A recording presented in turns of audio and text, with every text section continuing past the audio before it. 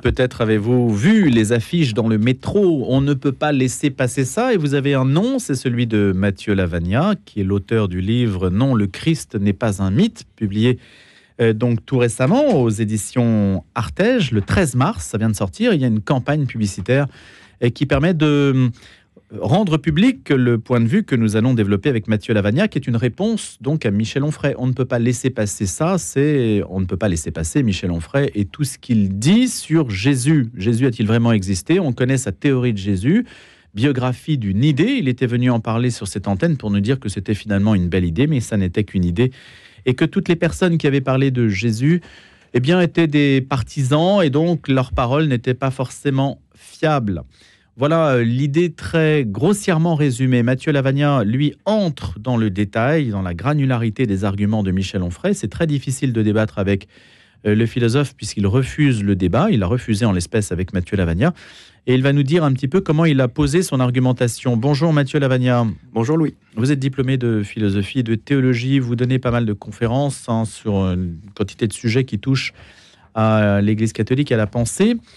Aujourd'hui, avec cette campagne de publicité, qu'est-ce que vous attendez? Vous attendez encore un débat avec Michel Onfray?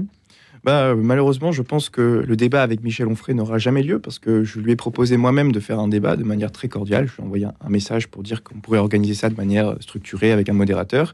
Un message très cordial et il a refusé. Il m'a dit « Monsieur, je n'ai aucune bonne raison de vous offrir ce plaisir-là ». Donc voilà, Michel Onfray a refusé et je ne pense pas qu'il acceptera à l'avenir. Il aurait tout à perdre. Je pense, oui, parce qu'il est beaucoup plus connu que moi, donc il a pas trop d'intérêt à débattre avec moi, surtout sur des arguments de fond. Et contrairement à beaucoup, moi j'ai lu l'ensemble de ses livres sur le christianisme, je les ai décortiqués, donc je serais prêt à avoir des arguments précis.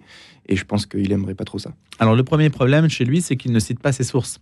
Oui, Michel Onfray, effectivement, ne cite pas ses sources. Dans son dernier livre, par exemple, Théorie de Jésus, il n'y a aucune bibliographie, presque aucune note de bas de page. Alors que normalement, la moindre des choses, quand on remet en question une thèse défendue par le consensus universitaire, ça serait d'essayer d'apporter des sources précises, des travaux académiques qui iraient dans le sens contraire. Mais Michel Onfray ne fait pas du tout ça. Il écrit avec sa belle prose, mais c'est pas très sérieux au plan des sources. Alors une autre source qui est celle de mon étonnement, c'est que Mathieu Lavagna, vous êtes, semble-t-il, le seul à avoir répondu à Michel Onfray aujourd'hui. Alors non, il y a déjà eu des livres de réponse à Michel Onfray, notamment le très bon livre de Jean-Marie Salamito en 2017, qui s'appelle Monsieur Onfray au pays des mythes, et qui était déjà une bonne réponse à son livre Décadence. Mais pas à Théorie de Jésus. Mais pas à Théorie de Jésus, parce que du coup, entre Décadence publié en 2017, Michel Onfray a sorti 2 nouveaux livres contre le christianisme en 2023, à la fois Anima publié en avril et Théorie de Jésus publié en novembre. Et dans ces 2 livres, Michel Onfray continue encore et toujours à défendre la même thèse mythiste qu'il défend depuis 25 ans, depuis son traité d'athéologie publié en 2005. Et est-ce que ça marche ? Je pense que... Alors, je ne connais pas l'opinion majoritaire des Français sur la question, mais en tout cas, ces livres sont beaucoup vendus, des centaines de milliers d'exemplaires. Son traité d'athéologie en 2015 avait été vendu à 370 000 exemplaires, ce qui est gigantesque. Et donc, je ne sais pas si ça marche, mais en tout cas, sa pensée est lue par beaucoup de Français. Et donc, je pensais qu'il était nécessaire d'avoir un travail méthodique de réfutation. Et donc, ce travail de réfutation, alors d'abord, expliquez-nous un petit peu comment vous y êtes pris, d'où vous venez pour parler de ce point de vue et prendre en grippe, si je puis dire, Michel Onfray, le prendre au mot.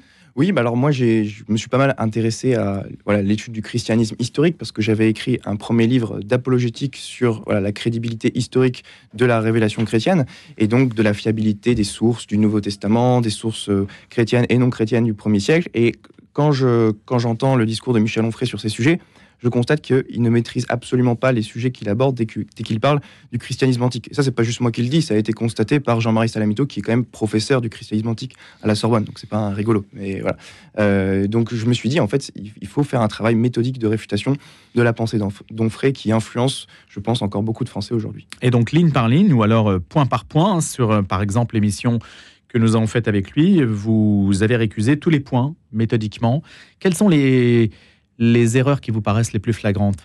Il y a déjà sa défense de la thèse mythiste, mais alors Michel Onfray ne s'arrête pas à la thèse mythiste, il va beaucoup plus loin, il calomnie l'Église catholique sur à peu près tous les sujets, les croisades, l'Inquisition, l'affaire Galilée, il accuse Pie XII d'avoir collaboré à la Shoah. Ça, ce n'est pas nouveau, on a connu ce genre de calomnie bien avant Michel Onfray. Oui, mais alors ce qui est nouveau chez Michel Onfray, c'est qu'il donne des calomnies encore plus énorme et plus facile à réfuter, notamment quand il dit que Jean-Paul II, par exemple, aurait incité au génocide du Rwanda. C'est ce qu'il écrit noir sur blanc dans son traité d'athéologie.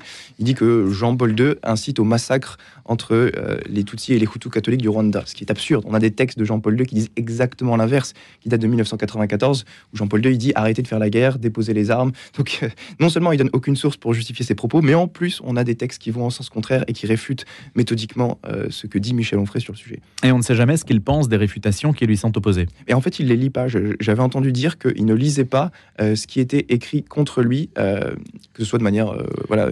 qu'il n'a pas lu le livre de Jean-Marie Salamito, par exemple. Et donc, je trouve ça triste, parce que pour faire un débat, en fait, pour progresser dans la pensée, il faut lire aussi ses opposants, ses adversaires. Moi, c'est ce que je fais. Moi, je lis des historiens athées contre le christianisme. J'essaye d'étudier leurs arguments pour essayer de progresser. Mais Michel Onfray ne semble pas vouloir avoir cette démarche d'amélioration argumentative. Alors, expliquez-nous le mythe de la thèse mythiste.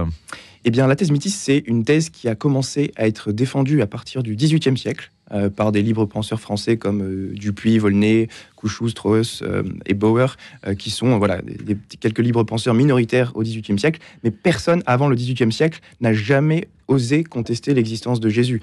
Même les Juifs, qui étaient les ennemis des premiers chrétiens, n'ont pas osé remettre en question l'existence du fondateur du christianisme. Ça aurait été très facile pour les Juifs de se moquer des chrétiens et de leur dire mais vous adorez un Messie qui est inexistant. Ça aurait été une très bonne réfutation du christianisme, mais ils n'ont jamais osé le faire. Même les philosophes païens et juifs du 1er et du 2e siècle attestent tout à fait de l'existence de Jésus. Dedans, je donne 9 sources non chrétiennes qui mentionnent l'existence de Jésus. Donc on a Flavius Joseph, Tacite, Suétone, Lucien de Samosate, Pline le Jeune, Galien, le Talmud de Babylone, on a Cels, on a Marabar Sérapion. Voilà, on a 9 sources non chrétiennes qui mentionnent l'existence de Jésus dans les 2 premiers siècles. Et aussi, on a une quantité abondante de sources chrétiennes qui sont à la fois dans le Nouveau Testament et en dehors du Nouveau Testament. Et Michel Onfray les aborde jamais. Et donc, c'est assez perturbant de lire ce qu'écrit Michel Onfray, parce que, par exemple, dans son dernier livre, Théorie de Jésus, il va que se focaliser sur les 4 évangiles, comme si c'était nos seules sources sur le Jésus historique, alors qu'il y en a plein d'autres. Donc je trouve que c'est très faible au plan argumentaire. Donc l'idée et le fondement de la thèse mythiste, c'est de ne voir que l'aspect que je mentionnais tout à l'heure, c'est-à-dire l'idée ne provient que de partisans qui ont fait exister une histoire. Oui, c'est ça. Donc Michel Onfray va dire les textes non chrétiens ne parlent pas de Jésus, il les traite en 1 page et demie, ce qui n'est pas du tout sérieux. Et après, il va se focaliser juste sur les 4 évangiles en omettant les autres sources chrétiennes. Et il va dire mais les sources chrétiennes, en fait, elles ne peuvent pas servir à prouver l'existence de Jésus, parce que ceux qui les rédigent sont déjà convaincus de l'existence de Jésus. Donc ça n'en fait pas des vraies preuves. Vu qu'ils sont déjà biaisés et convaincus de l'existence de Jésus, on ne peut pas les prendre au sérieux. Sauf que ça, c'est un argument très mauvais. C'est-à-dire que nos seules sources sur George Washington, nos meilleures sources, elles viennent de personnes qui sont partisans de George Washington, qui sont ses fidèles, ses adeptes. Et pourtant, les historiens ne les rejettent pas a priori comme étant incapables de nous apporter quelconques informations historiques sur la vie de George Washington. C'est pas parce que quelqu'un est déjà convaincu de l'existence d'une personne qu'il est incapable de rapporter des informations historiques un minimum fiables sur sa vie. Donc on ne peut pas juste rejeter a priori les sources chrétiennes juste parce qu'ils sont déjà convaincus de l'existence de Jésus. Donc ça, c'est le postulat de base. C'est le postulat de base, effectivement. Alors, une fois que vous avez donc posé cette... il n'a jamais été attaqué sous l'angle de la fausse information, du deepfake. Il n'a jamais finalement été tellement compromis par cette vague qui consiste à dire « Ah là là, mais en fait, c'est du complotisme, c'est une forme de complotisme ». Alors, Jean-Marie Salamito le dit déjà dans son livre de 2017. Après, peut-être qu'il n'a pas eu beaucoup de répercussions médiatiques, mais c'est vrai que dans les médias, sur les plateaux télé, pas grand monde n'accuse frontalement Onfray de répandre de la fausse information, alors que c'est très clairement ce qu'il fait, et on en a les preuves. Donc, le complotisme, c'est en fait les chrétiens d'après qui ont intérêt à ce que Jésus ait existé pour justifier leur propre pouvoir. Ça serait ça. Oui, c'est ça. C'est exactement ça. C'est les chrétiens qui auraient créé un gigantesque complot. Et d'ailleurs, on se demande si les chrétiens avaient voulu créer un complot, pourquoi est-ce qu'ils auraient accepté de subir la persécution et le martyre pour des histoires qu'ils auraient inventées. Normalement, on ne meurt pas pour des choses que l'on sait être fausses. Il y avait un élément que Michel Onfray avait détaillé sur cette antenne, c'était qu'au moment de la crucifixion, finalement, il n'y avait pas d'apôtre autour de Jésus et que... en tout cas, c'est ce qu'il dit. Oui, alors déjà, il y a l'apôtre Saint-Jean et qu'on ne sait pas donc ce qui s'est réellement passé à ce moment-là. Mais le fait, c'est vrai que les apôtres ont fui dans leur majorité, même s'il y avait encore Saint Jean et Marie au pied de la croix. Mais indépendamment de ça, on a d'autres témoins qui étaient près de la croix. On a les centurions romains, on a les juifs. Donc la crucifixion n'est pas du tout débattable d'un point de vue historique. D'ailleurs, l'historien athée Bart Ehrman démontre qu'il y a 15 sources historiques différentes qui mentionnent la crucifixion dans les 100 ans après la mort de Jésus. Donc vous prenez entre l'an 30 et l'an 130, vous avez 15 sources historiques différentes qui mentionnent la crucifixion. Donc c'est vraiment un fait historique qui est pas débattable. C'est-à-dire que pour n'importe quel autre événement dans l'Antiquité, vous n'avez pas autant de sources. C'est gigantesque le nombre de sources historiques qu'on a pour la crucifixion. On retrouve ça aussi chez Flavius Joseph, chez Tacite. Voilà, je ne pense pas que c'est quelque chose de débattable. Alors Michel Onfray dit à l'époque, on lapidait, on ne crucifiait pas. C'est totalement faux. Il suffit de lire les textes de Flavius Joseph. Flavius Joseph, il démontre qu'il y a eu des milliers de juifs qui étaient crucifiés à l'époque. On a pas mal de ces textes dans Antiquité juive qui le mentionnent. Donc Michel Onfray, en fait, ne connaît pas les sources historiques. Il les étudie pas. Et c'est assez dommageable, effectivement. Est-ce qu'il y a des points de l'histoire de Jésus qui sont particulièrement visés par Michel Onfray plus que d'autres? Des points de l'histoire de Jésus, c'est-à-dire... De l'historicité ou qui sont plus sujettes à caution encore chez lui que... Qu'est-ce qu'il attaque particulièrement, en fait? Il attaque les évangiles. En fait, son grand argument, c'est de dire regardez, les évangiles accomplissent des prophéties qui étaient déjà annoncées dans l'Ancien Testament. Or, on sait tous que les prophéties sont impossibles parce que Dieu n'existe pas. Et donc, si on retrouve des prophéties qui sont accomplies dans le Nouveau Testament, c'est que forcément, les auteurs du Nouveau Testament ont tout inventé pour que ça colle à l'Ancien Testament. Dans cet argument, vous voyez qu'il y a ce présupposé non défendu de la thèse du matérialisme athée et de l'impossibilité des prophéties. Mais même si vous ne reconnaissez pas l'impossibilité, si vous pensez que les prophéties sont impossibles, ce qui est le cas des historiens athées, comme Bart Ehrman que je cite dans le livre, ils ne vont pas vous dire que juste parce qu'il y a certaines soi-disant prophéties qui sont accomplies, on peut tout rejeter, tout le Nouveau Testament en bloc. Il y a un travail, voilà ce que font les historiens sur le Jésus historique, qu'ils essayent de distinguer du Jésus de la foi, en essayant de dire, oui, bon, même si on rejette les éléments surnaturels comme les miracles, les exorcismes, les choses comme ça, il y a quand même des éléments fondamentaux qu'on peut savoir sur le Jésus historique, savoir sa date de naissance, sa mort, le fait qu'il avait 12 apôtres, qu'il a eu un ministère pendant 3 ans, qu'il a été crucifié, enterré, toutes ces choses-là. Donc, Michel Onfray ne répond pas à la critique universitaire sur ce point. Alors justement, les universitaires, Mathieu Lavagna, sont-ils d'abord unanimes dans la critique de Michel Onfray? Ensuite, constituent-ils une sorte de front uni, de réplique intellectuelle, ou êtes-vous le seul à aller au front de cette critique?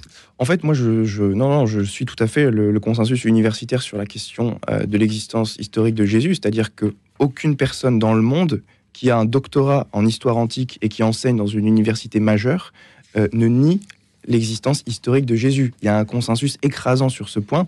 Et d'ailleurs, Bart Ehrman, l'historien athée que je cite dans le livre, compare les mythistes aux créationnistes jeunes terre, c'est-à-dire qu'ils défendent une thèse qui n'est pas du tout soutenue par le consensus académique. Et ça, je le dis, c'est pas des chrétiens qui écrivent ça, c'est des historiens athées. Mais c'est dangereux le consensus, hein. C'est réversible parce que, vous voyez, par exemple, sur le climat, ceux qui s'opposent à la thèse dite réchauffiste vont vous dire « Ah mais oui, mais on peut pas... La science, par nature, procède par dissensus et pas par consensus. » Alors, le consensus, c'est tout à fait vrai de dire que c'est pas le consensus en tant que tel n'est pas une preuve. C'est pas parce qu'il y a beaucoup de gens qui disent la même chose que c'est forcément vrai. Mais pour remettre en question le consensus actuel, il faut au moins apporter des arguments, des sources pour essayer d'expliquer pourquoi le consensus a tort. Et c'est pas ce que fait Michel Onfray. Il n'y a aucune bibliographie, aucune note de bas de page. Si vous voulez réfuter le consensus historique des historiens, vous devez lire leurs travaux, déjà, 1, et 2, proposer des arguments de réfutation. Michel Onfray, pour défendre la thèse mythiste, il s'appuie sur des livres qui ont été rédigés il y a plus d'un siècle, dont le dernier date de 1930 ou 1950, par des communistes voilà, avec une idéologie très antichrétienne. Et il n'y a pas de source universitaire académique récente dans les travaux d'Onfray. Il cite 5 vieux livres périmés. Et ça, Jean-Marie Salamito le fait très bien remarquer. Alors, Mathieu Lavagna, quelle est l'étape ensuite si on doit considérer que Michel Onfray a le mérite, en tout cas, d'attirer le regard sur le sujet? Puisqu'après tout, on pourrait se dire Jésus n'intéresse plus personne et on passe à côté, on parle d'autre chose. Et d'ailleurs, on s'est largement employé à parler d'autre chose depuis déjà des temps assez anciens, si on peut dire. L'histoire de Jésus n'est plus aujourd'hui un sujet central dans les débats intellectuels. Alors, je pense que ça dépend du milieu. Je pense que le Jésus historique intéresse quand même beaucoup de personnes parce que Jésus, c'est quelqu'un qui a bouleversé l'histoire de la planète. C'est un homme qui, pendant 3 ans, a rien écrit, il a rien fait, il s'est juste contenté de prêcher dans en Judée, et il a révolutionné le monde. Aujourd'hui, la Bible, c'est le livre le plus vendu au monde, et c'est un pauvre pêcheur galiléen qui a dit le ciel et la terre passeront, mes paroles ne passeront pas. Et on voit aujourd'hui que ces paroles n'ont pas passé. Donc je pense que la question du Jésus historique, en tout cas, même si certaines personnes s'y sont désintéressées, elle est intéressante en tant que telle, et elle devrait intéresser nos contemporains, et que c'est bien dommage que certains s'y... Mais ce que je voulais dire, Mathieu Lavagna, c'est que l'Église elle-même n'a assez peu fait porter son argumentation ou sa démarche sur l'historicité. Il faut un Michel Onfray, en fait, pour susciter des mises au point, vous voyez ? Alors, l'Église a quand même fait beaucoup de travail, notamment avant le Concile Vatican II, pour défendre bien l'historicité des évangiles, des choses comme ça. On avait de très bons apologètes au début du XXe siècle, notamment. Mais c'est vrai que cette discipline de défense historique des évangiles a été un petit peu abandonnée par le clergé moderne. Et donc, effectivement, le fait qu'il y ait des Michel Onfray, ça permet de remettre les choses, remettre les choses en place et d'apporter de vraies réponses. C'est une forme de service qu'il rend quand même à la pensée universitaire, mine de rien. Oui, c'est exactement. Mais après, malgré lui. Malgré lui, parce que les bêtises qu'il dit sont tellement énormes que même, je pense, un collégien un peu cultivé peut le réfuter. Je donne un exemple. Michel Onfray a affirmé sur le plateau d'André Berkoff que les musulmans étaient d'accord avec lui sur la thèse mythiste, que les musulmans croient eux aussi que Jésus n'a pas existé. Sauf que toute personne qui a un minimum de culture religieuse sait très bien que les musulmans croient que Jésus a existé en tant que prophète. Et donc, c'est absurde que Michel Onfray, qui, je le rappelle, a écrit un livre entier sur l'islam de plusieurs centaines de pages, arrive à ne pas comprendre une des croyances les plus basiques des musulmans, à savoir la simple existence d'un de leurs prophètes. Donc, je trouve ça assez scandaleux au plan intellectuel qu'il soit capable de dire ça sur Sud Radio sans pouvoir être repris par André Berkoff. Et bref, donc je pense que voilà, il n'y a pas besoin de faire beaucoup d'études, de travaux approfondis pour pouvoir réfuter Michel Onfray sur des points aussi simples que l'existence de Jésus dans l'islam. Alors maintenant, Mathieu Lavagna, est-ce que les arguments rationnels sont suffisants ? C'est-à-dire, est-ce que c'est là-dessus que porte aujourd'hui le malentendu avec la société concernant le christianisme ? Je ne pense pas qu'ils soient forcément suffisants en tant que tels, mais ils sont utiles et importants pour pouvoir répondre aux attaques qui sont faites contre le christianisme et contre l'Église catholique. Par exemple, il y a des personnes de bonne volonté qui seraient prêtes à devenir chrétiennes si jamais ils étaient convaincus de l'historicité des évangiles, mais si on leur a raconté que tout ça c'est que des mythes, que Jésus n'a pas existé, que les évangiles c'est que des histoires mythologiques, c'est des fables, comme le dit Michel Onfray, et que l'Église a été coupable d'une quantité innombrable de crimes tout au long de son histoire, ça donne pas très envie de se convertir au catholicisme. Donc le fait d'apporter des arguments solides, historiques et rationnels pour répondre point par point à ces choses-là, ça peut aider les âmes de bonne volonté qui seraient prêts à se convertir au christianisme en voyant à quel point ces accusations sont mensongères. Donc les arguments rationnels sont nécessaires, pas forcément suffisants, parce qu'aujourd'hui on n'est pas nécessairement non plus guidé par notre raison. Aujourd'hui, effectivement, on est dans une époque où c'est l'émotion qui prime sur la raison. Malheureusement, à mon avis, je pense que dans une société normalement constituée, c'est la raison qui doit primer sur l'émotion, même s'il ne faut pas nier l'importance des émotions. Mais le fait que le buzz médiatique ou les émotions prennent dessus sur la critique historique ou l'argumentation rationnelle, pour moi, c'est une preuve que la société actuelle ne va pas pour le mieux. Le christianisme repose sur le fait, Mathieu Lavagna, même si je ne veux pas forcément ouvrir le débat maintenant, puisqu'il nous reste 4 minutes, mais repose sur le fait qu'il faut abandonner le vieil homme pour faire surgir l'homme nouveau. C'est quand même une idée, parce que c'est quand même aussi une idée, qui est largement à rebours de la nature humaine, qui va à l'encontre de toutes nos inclinations. C'est-à-dire, en fait, pour accéder au paradis chrétien, il faut renoncer à tout ce que notre nature, à tout ce à quoi notre nature nous porte. Ça, c'est quand même un élément différenciant très fort qui justifie le fait que le christianisme a du mal à passer dans une société qui donne beaucoup de place au désir de l'homme. Oui, surtout dans une société moderne comme aujourd'hui, où c'est le désir qui prime surtout. C'est mes désirs individualistes qui doivent être le centre de toute préoccupation. Et la notion de bien commun ou de choses qui iraient contraire à nos désirs, nos instincts, c'est pas quelque chose qui est bien vu par les sociétés modernes, notamment en Occident. Donc effectivement, oui, il y a ce point d'achoppement. C'est ça le principal obstacle, en fait. C'est pas tellement la question des arguments rationnels. Oui, il y a aussi cette idée que le christianisme serait un obstacle à la liberté et que le fait de croire en Dieu et à la foi chrétienne, ça nous empêcherait d'être pleinement libres. Mais ça, je dirais que c'est un mauvais préjugé. C'est pas parce qu'il y a des règles ou des commandements à suivre que on n'est pas libre. C'est comme un père qui donne des commandements ou des règles à suivre à ses enfants. C'est pour le bien de l'enfant, c'est pour le faire grandir, c'est pas pour entraver sa liberté. C'est des commandements qui vont l'aider à grandir selon sa nature, mais c'est pas des obstacles à sa liberté à proprement parler. Donc, mais pour entrer dans le logiciel, il faut quand même vraiment raisonner à rebours de notre nature humaine, hein, parce que même le chartreux au fin fond de sa cellule par moins 10 degrés, plus il avance dans la difficulté, dans cette difficulté, dans le renoncement, plus il voit Dieu aussi s'éloigner. C'est comme le principe de la montagne, hein. Plus vous montez, plus vous voyez la montagne et le sommet s'éloigner. Donc ça, c'est quand même une logique qui est très très difficile. C'est très décourageant. Oui, dans un certain sens. Et c'est quand même une... Enfin, je ne sais pas si c'est une philosophie ou une idée, mais c'est quand même très élitiste. Voilà. Donc, les arguments rationnels par rapport à ce que requiert le christianisme, à mon avis, sont de relativement peu de poids. Je pense que ça dépend des personnes à qui on s'adresse. Effectivement, les arguments rationnels, ça peut en toucher certains et pas d'autres. Je pense que, voilà, une vieille grand-mère qui se contente, ou la foi du charbonnier, par exemple, ils n'ont pas forcément besoin d'arguments rationnels. Mais certaines personnes qui sont de nature plutôt rationnelle, à chercher des arguments, des raisons de croire, c'est important pour eux aussi de leur donner des arguments et des raisons de croire. Donc, je suis d'accord que ça touche pas tout le monde, mais il ne faut pas oublier ces personnes-là qui en ont besoin. Et d'être présent sur ce terrain-là. Hein, oui, exactement. Est-ce que, c'est ma dernière question, Mathieu Lavagna, est-ce que vous avez des débats ou autres qui sont programmés? Est-ce que justement la sortie de cet ouvrage, Non, le Christ n'est pas un mythe, suscite de l'intérêt? Eh bien, moi, je serais prêt. Encore une fois, je réinvite Michel Onfray à débattre de ce sujet avec moi. Des débats sur la thèse mythiste, j'en ai pas beaucoup qui m'ont été proposés.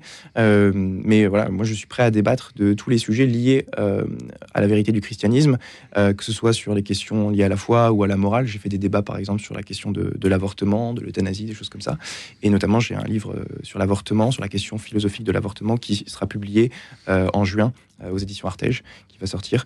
Donc voilà, j'essaye d'aborder des thèmes qui sont liés à l'époque contemporaine et qui touchent de près ou de loin à la foi chrétienne, pour essayer de montrer que tout cela tient la route. Et est-ce qu'aux États-Unis, puisque vous nous dites qu'aux États-Unis, les débats sont beaucoup plus répandus sur ces questions-là, est-ce qu'il y a un débouché aux États-Unis qui est plus grand ?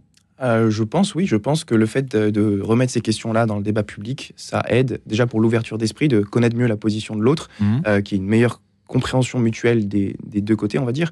Et puis, je pense que c'est juste bon pour la société qu'il y ait ce dialogue libre et ces échanges fructueux et structurés. Mais c'est pas ici que ça se passe, c'est plutôt outre-Atlantique. C'est plutôt dans les milieux anglo-saxons que ça se passe, notamment aux États-Unis. Ici, en France, on a peur, on n'est pas à l'aise avec le débat religieux, avec le débat moral ou des choses comme ça.